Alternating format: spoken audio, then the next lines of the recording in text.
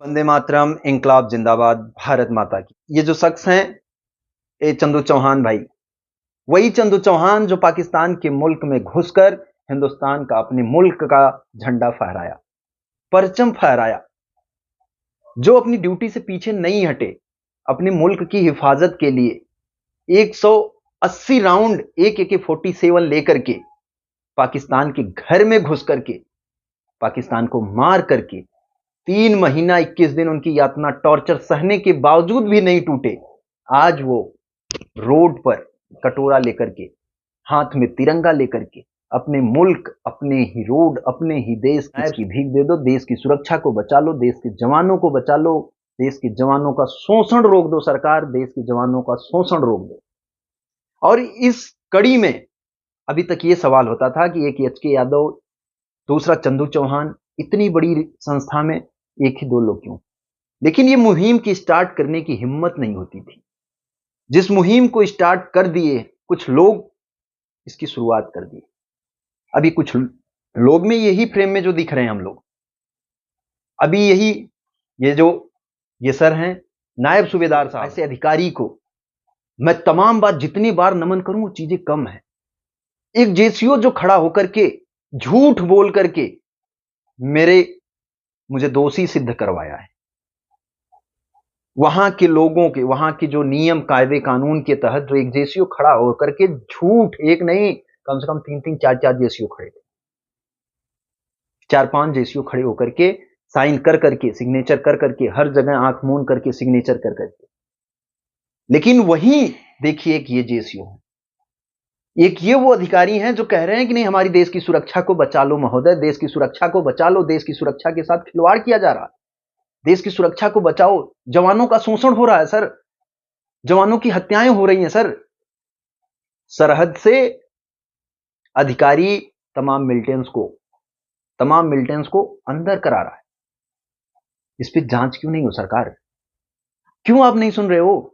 और आप लोगों से, अपने देश की जनता से हाथ जोड़ करके मैं विनती करता हूं, आज वही सरहद का सिपाही आप लोगों के लिए फर्ज निभा रहा है, अपनी सच्ची ड्यूटी का फर्ज निभा रहा है, अपने लिए न्याय नहीं मांग रहा, अपने लिए भीख नहीं मांग रहा, आप लोगों की सुरक्षा के लिए, आप लोगों की सुरक्षा के साथ आज जो खिलवाड़ किया जा रहा, जो देश की सुरक्षा को जो बेचा जा रहा, जो तमाम वहां से, सोचिए छोटी चीजें नहीं हो सकती कि एक अधिकारी गद्दारी कर रहा है। आप बताइए, मैं यही पूछना चाहता हूं, यही सवाल बार बार करना चाहता हूं, पुलवामा अटैक में 400 kg RDX आया कैसे?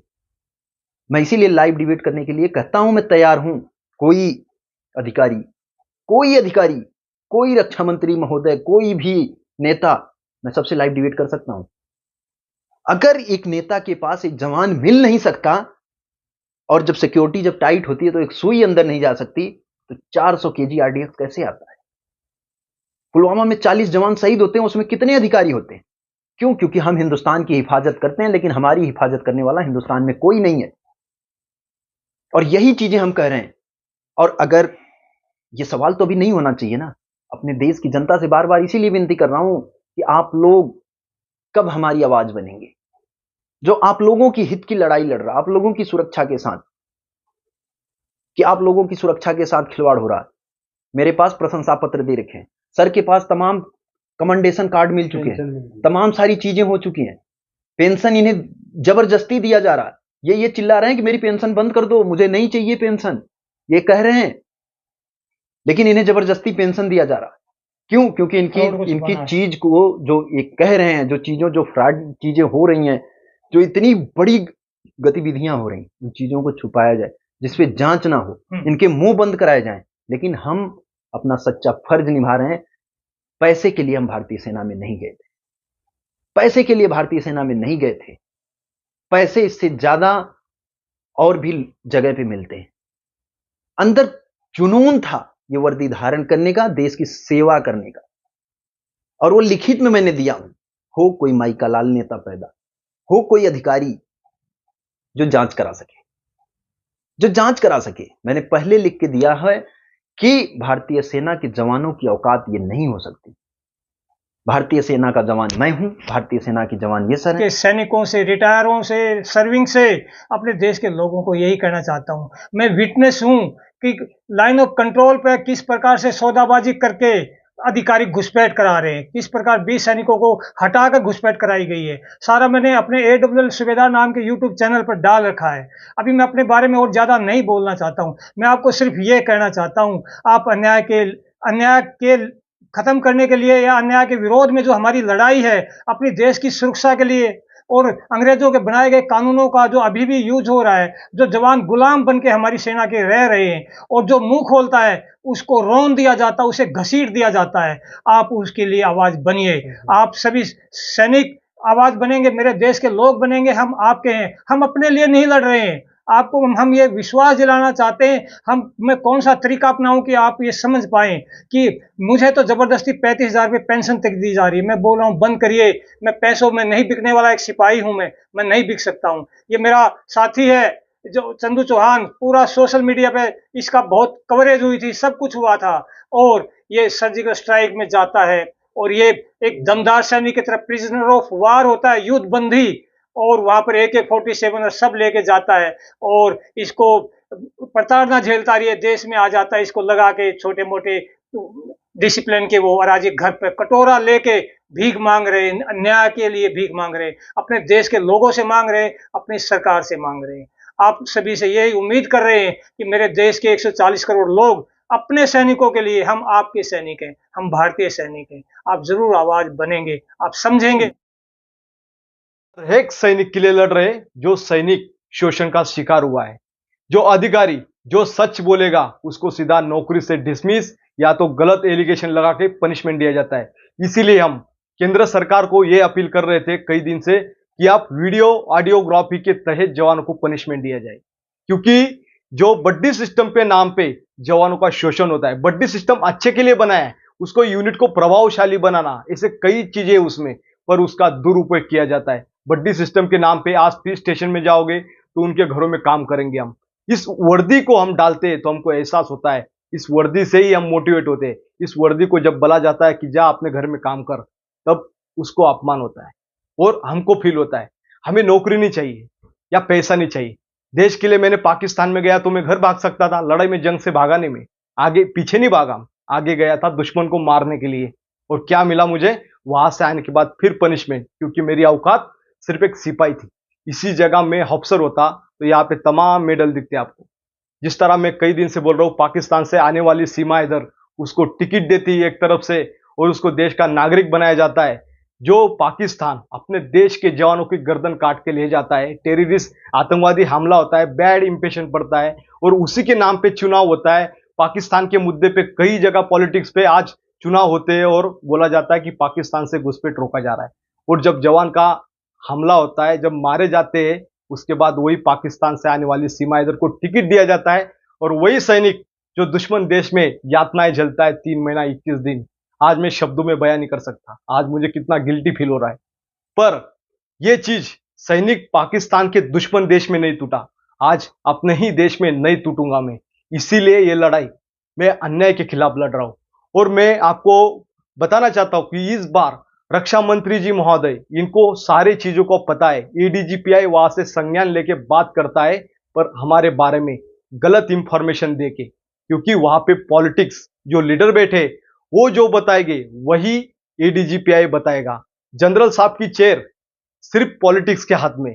इसी तरह मैं बोलना चाहता हूं, जो भी चीज होती है, जवानों की जो इन्वेस्टिगेशन होती है, वो देने वाले भी हमारे आला अधिकारी ही है, वहां पे देने वाले रिपोर्ट। और जब जवान की रिपोर्ट वहां जाती है तो उसकी इन्वेस्टिगेशन सही से होती ही नहीं। मिलिट्री कोर्ट में मिलिट्री के ही अधिकारी कोर्ट में बैठे, मिलिट्री की ही जजमेंट सुनी जाती है, हमारे जैसे जवानों की बात नहीं सुनी जाती है। इसीलिए आज सूबेदार साहब 35,000 पेंशन ले रहे, इन्होंने आवाज उठाई, ऐसे सल्यूट करता हूं मैं उनको। बल्कि उनका तो परिवार सब ठीक ठाक है, सब कुछ प्रॉब्लम ही नहीं है उनको, फिर भी उनको लगता है कि देश में जो टेररिस्ट आतंकवादी घुसपैठ कर रहे उसके खिलाफ उन्होंने आवाज उठाया। उनको तमाम चीजों का शोषण से शिकार होना पड़ा, फॉर्म 10 से लेकर हर चीज। और आज भी वो पेंशन के लिए एप्लीकेशन रक्षा मंत्रालय से लेकर तमाम जनरल तक उन्होंने रिपोर्ट दिए, पर जांच करना नहीं चाहते, क्योंकि उनको पता है एक सच बोल रहे, इसीलिए जांच नहीं कर सकता। देश के साथ, सुरक्षा के साथ जो खिलवाड़ हो रही है, आज एक टेररिस्ट हमला करने आता है तो हम वहां पे बॉर्डर पे खड़े रहते हैं, जब एक टेररिस्ट आता है कई शहर तबाह कर सकता है, उसमें हमारा परिवार, हमारे हमारे देश के नागरिक, हमारे देश का हर एक नागरिक की जिम्मेदारी हमारी होती है। इसीलिए ये लड़ाई हम सभी जवान एक देशभक्ति की तरह ही चलेंगे, क्योंकि हमको पैसा नहीं चाहिए, हमें देश को बचाना है, देश की सुरक्षा को बचाना है। अग्निवीर को लाया गया, पर अग्निवीर के बारे में बहुत राजनीति हो रही, आप देख रहे हरियाणा में राजनीति चल रही दबा के। पर जो सेवा में ऑलरेडी जवान है, इनकी 20 साल नौकरी, मेरी 11 साल, इनकी 8-9 साल, इनको नौकरी जो कर रहा है प्रेजेंट हालत में, उनको पूछो ना अग्निवीर के बारे में, पर उनको नहीं पूछा जाएगा।